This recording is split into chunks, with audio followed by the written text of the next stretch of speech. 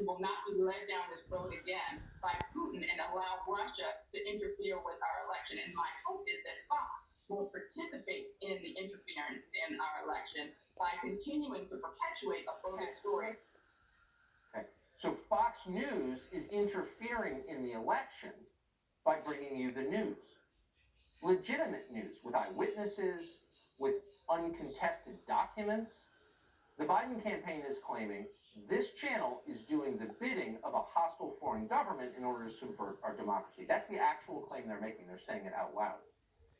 Now, the gambit, of course, is that through pure aggression, they can make us be quiet and make the story go away. And it was working, we'll be honest with you. But it won't work now. It's not enough to kill the story.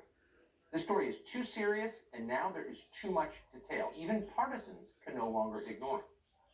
So what happens next? Again, there are many different parts to the story, and not all of them are entirely clear, but we know much more than we did even 2 hours ago. And so for the latest in this, we go as we have for the last several days to Miranda Devine. She works at the New York Post, which initially broke the story of Hunter Biden's business dealings with foreign countries and his father's involvement in those.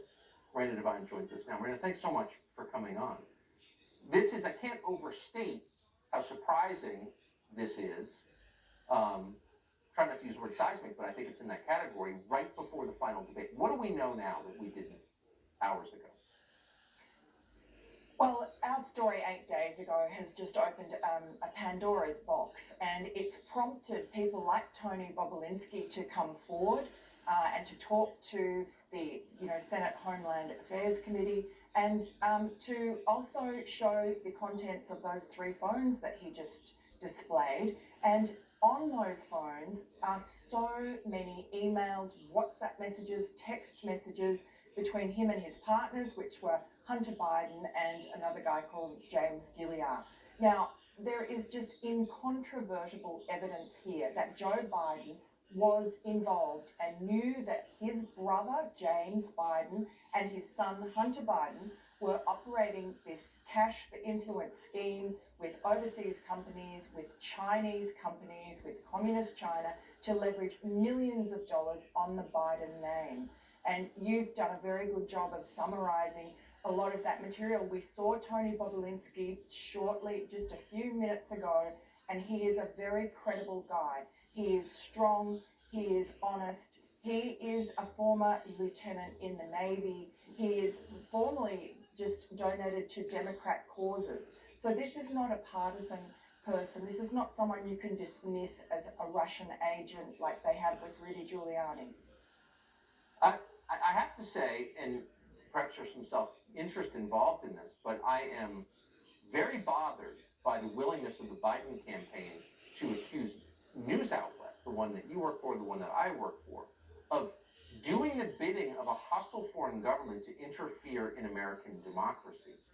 These people could be in charge of the federal government very soon. That could happen. What does this tell us about their willingness to stifle the free press in order to gain political power? It tells you that they're utterly desperate, and it also tells you that they are confident that the rest of the media will back them up and allow them to attack us as Russian agents and peddling Russian disinformation. But if you actually just honestly look at their response, it has been Joe Biden has hidden away for a week since our story broke. He has not answered any question. What this shows is that he's been lying about his knowledge of his son's business at the very least. This is no longer about Hunter Biden. It's about Joe Biden. And the Biden campaign statement that they put out tonight is very curiously parsed, and that tells you everything. What he says is that there's no indication that he received any money. I mean, that's what it's come down to now. So there's no evidence that we've provided yet of money going to him. But there was money, in all these documents that we've seen, and what Tony Bobulinski says is that money was being reserved. We saw that email that 10% of a big deal with a Chinese energy company was being reserved by Hunter for the big guy. And Bobulinski has confirmed that the big guy was Joe Biden. So there are so many questions that need to be asked. And Joe Biden could easily clear it up by coming clean and talking to us. It's unbelievable that no one else in the media is covering this. Well, let me just ask you as a final question. We're about to have the final presidential debate in a campaign in which we've seen relatively little of the Democratic challenger. We haven't, and this is not a partisan point, it's true, it's measurably true. We haven't seen much of Joe Biden. He hasn't answered many questions.